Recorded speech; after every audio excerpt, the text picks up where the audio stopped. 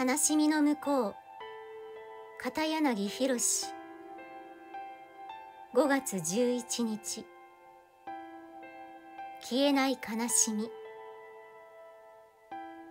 愛する人を失った悲しみは、どれほど時間が経っても消えません。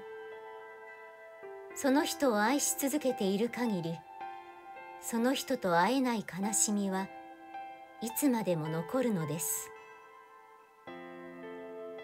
いつまでも消えない悲しみを永遠の愛の証として抱きしめることができますように。